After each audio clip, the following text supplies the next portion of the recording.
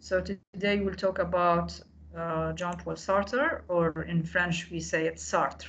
In French, this is the way we pronounce it, Sartre. Okay, and this is his photo of his profile, Jean-Paul Sartre or Sartre. He was born, of course, he belongs to the 20th century as an intellectual. He's known for his writings. He's known in literature, and those who study literature and languages are well aware of his works, intellectual works. So in French, he's known mainly for his artistic work more than philosophic work. Okay, but later on, his works were known and studied in depth by philosophers, because the way he writes is so different. It's not that simple, and you have to get deeper and to work on that in depth to understand what is meant by his works. So he's a writer. He's an activist also. He put forth. He was one of the pioneers. He set many pioneering ideas on what is called existentialism. This is very important term, and I prefer here even to write it in capital. Existentialism is one of the main philosophies that is known in philosophy, that deals with the idea of existence.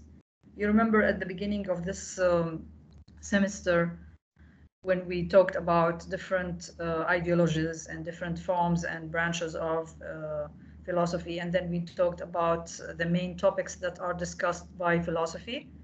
And we said some of them were about the truth, some of them about justice, about religion, and man, and humanity, and truth and false, what is right, and so on. And one of them is about existence. Okay, and when you say existence, it covers all the forms. It's not only existence of man. You are talking about humanity. You are talking about the universe and everything. So that was one of the major topics he discussed. Now, after World War II, his writings had great influence on what's becoming and what's happening in life and in the area of politics. So he was the first, or the pioneer to work on that, or to study such ideas on existence. So in 1939, Sartre was drafted into French army. He was known in French army, and he served as, meteorologist. That was his first area that he worked on in the army, and he was captured by the German troops. This is for you to know the history and what was behind it. He was captured by German troops in 1940, and he spent 9 months as a prisoner. You can imagine what happens for somebody who is imprisoned, a prisoner of war. This is very, very important, because all people who are imprisoned politically, they try to discuss, or to they work. They try to search for reality. They try to capture certain issues that they are not having the full time of it during their lives. So given that, as a civilian, given civilian status in 1941, he was able to secure a teaching. After that, teaching position at Lycée Pasteur. Lycée Pasteur is that's a French name. And it's very known as, it's like a BA, okay, in college that's very, very well known and famous, and that is known for its highly, important people who were graduating from that college. Okay, and this is where the word in French licence, it's like bachelor degree. Okay, is derived. You know that we have the word licence, that's from lycée, and that was outside of Paris.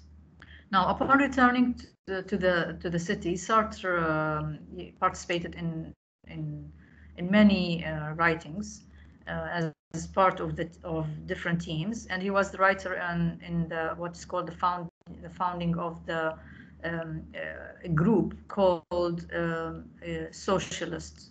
Okay, so he founded a group called Socialism in France, Socialisme, Liberté. Okay, Socialisme, Liberté. This is how you pronounce it in French, which is social liberty. Okay, social liberty. It's socialism et liberté, or it is socialism and liberty. Let's say A in French means and. Okay, et in French means and. So he was the founder of a group that was concentrated in work on the ideology of socialism and liberty. So here you can see his major, let's say, focus, okay, in his writings, and of course that was because of what's happened to him in life, because of his being as a prisoner. Now, of course, in France, you remember when you talked about the French Revolution, we said that we have different problems that were raised because of the oppression that was faced by the rulers at that time, Louis XVI, if you remember, and the tyranny of him that was accused by his people and then sentenced to death. But at that time, that was the problem. So the whole society of France and Paris as such was concentrating on the idea of socialism and giving people what they deserve. Try to solve many problems that may happen between and injustice that may be faced according to different classes. So they have the middle and the upper class and the bourgeoisie, as you remember. Now this group dissolved, and of course, when a group is dissolved, you can think of many reasons. Sometimes the oppression, the political oppression that may be faced at that time because of the rulers, and sometimes because of the the group itself may have different ideas that they are not still aware of the major items to be thinking about here. So Sartre, he decided here to write rather than to participate. So he wanted to participate in a different way.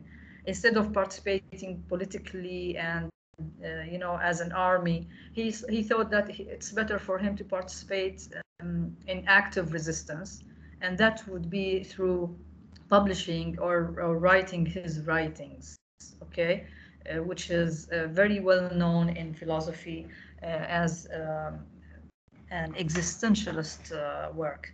So within a short time, he published Being. This is one of the major books, or you can see here. I'm putting it in brackets. You can work on that. Being and Nothingness. الوجود والعدم. Let's say in Arabic. This is a translation of it. A way of translating it. Okay. الوجود والعدم. We say it in Arabic. Being, that's the existentialist, okay? Being, he discussed being in life, okay, how things are, and nothingness. And nothingness here, he also referred to the idea of war, okay? That war is the major fact that transfers our being in this life and turns into nothing. That is the disaster after engaging in any war. Also, The Flies and No Exits. This is another name or title of his works, The Flies. Okay, and no exit. And the existentialist works, okay, all over were spread that would make him as a household name. So he was the original founder of what is called existentialism in philosophy. After that, the liberation of Paris, he worked on that and he participated in that. He wrote also what is called anti Semite or anti-Semite and Jews. Okay. At that time, that was also a discussion held by the people in which he attempted to explain the concept of hatred by analyzing anti-Semitism. So also he introduced the idea of Semitism and anti-Semitism and how hatred was based on that. Okay, so that was a taboo to be considered at that time, but he talked about it and discussed it. Now, Sartre also, let me continue here. He prized his role as a public intellectual.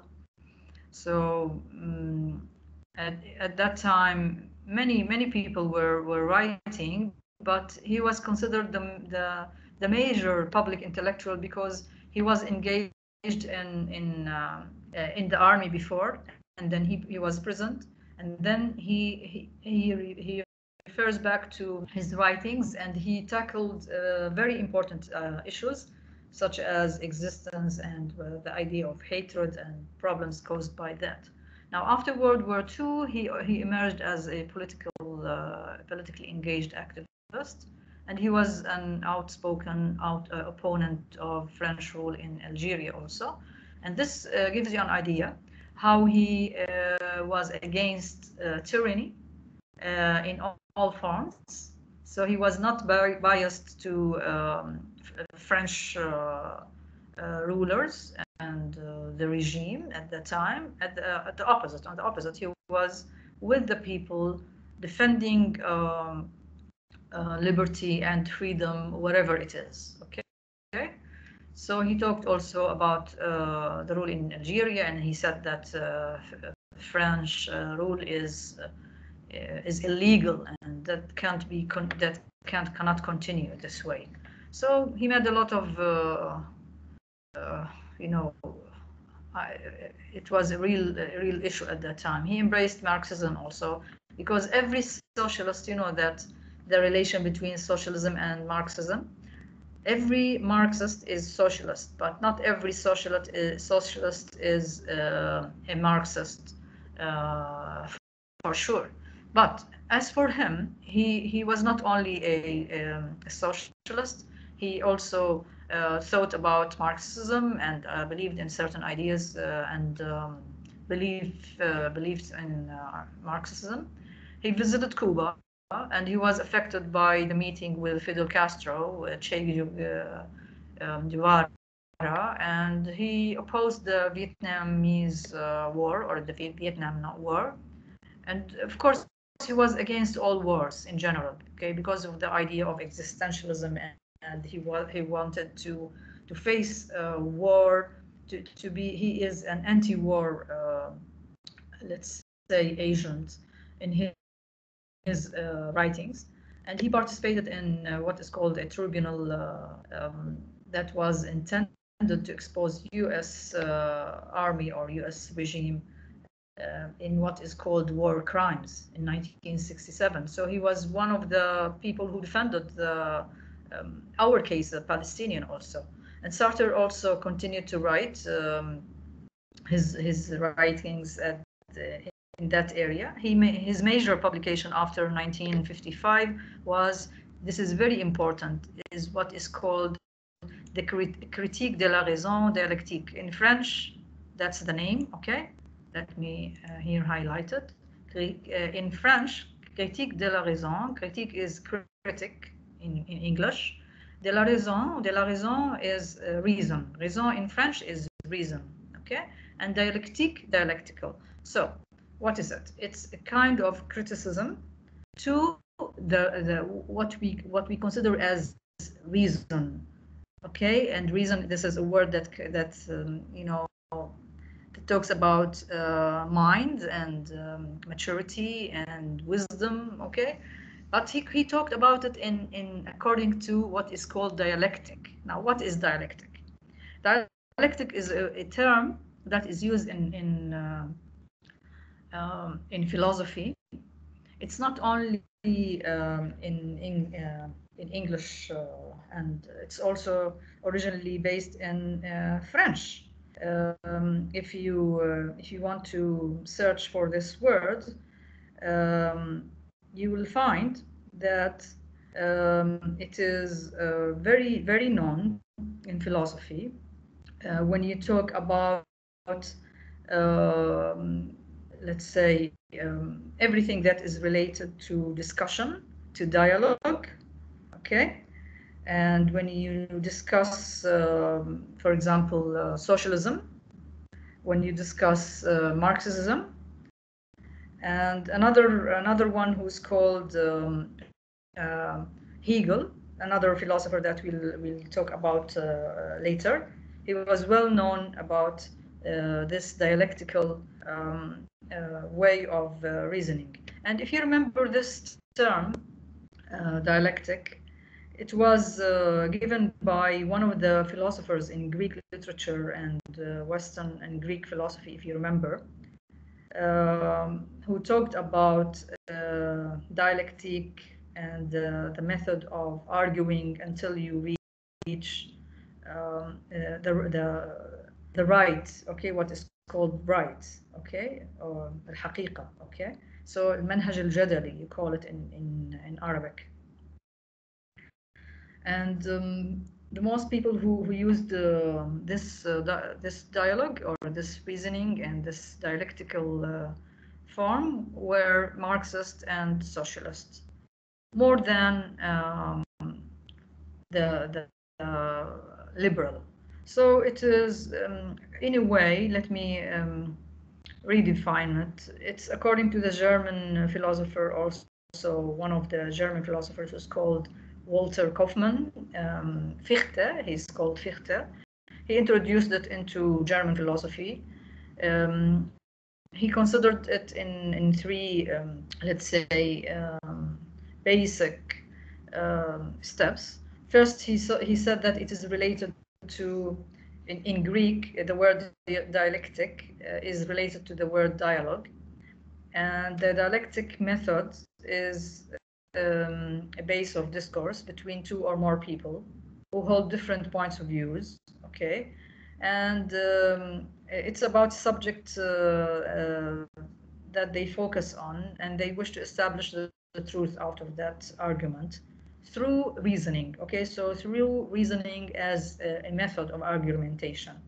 Now, the dialectical or the dialectic resembles what we call nowadays debate, okay? And the concept here excludes what is called subjective elements, such as, for example, emotional appeal or any rhetoric discussion. So dialectic may be contrasted with what is called argument, that aims to successfully dispute another's argument. And rather they concentrate on searching for the truth, okay? That is one of the major topics that we said philosophy is concerned with. And the dialectic method here is when you have one side of the conversation, as a teacher, for example, offers, and you have the other side of trying to analyze it by, for example, students or researchers. So it's alternatively known as minor logic. Okay, so we have major logic and we have minor logic that is opposed to what is called critique. Okay, نقد الفلسفي. And that was referring to originally to Hegel as a philosopher in Germany, well known. And we have also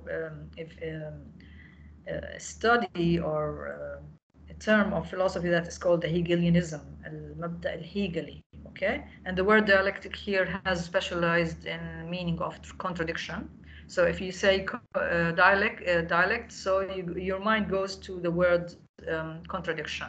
You have opposites, okay, and different ideas. Contradictions between ideas that serve at determining the factor of the relation.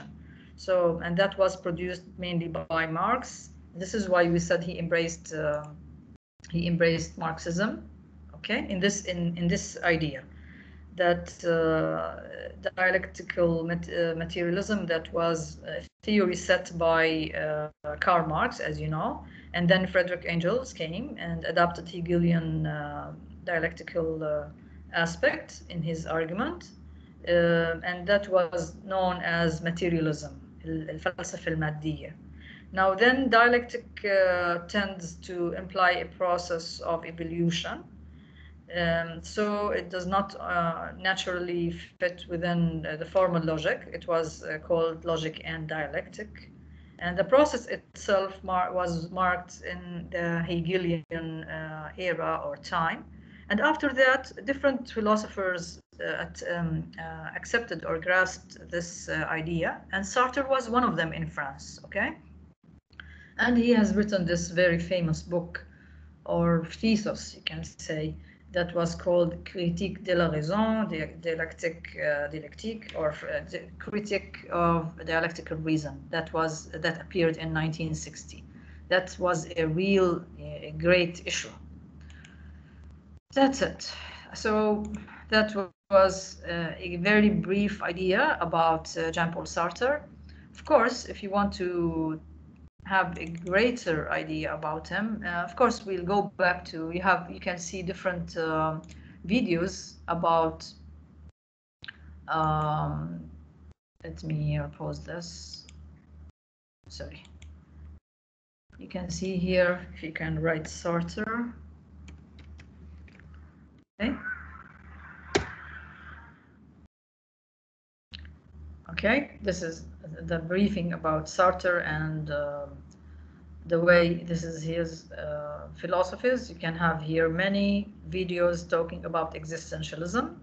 See, all these here, I can put it for you so that you can study it later.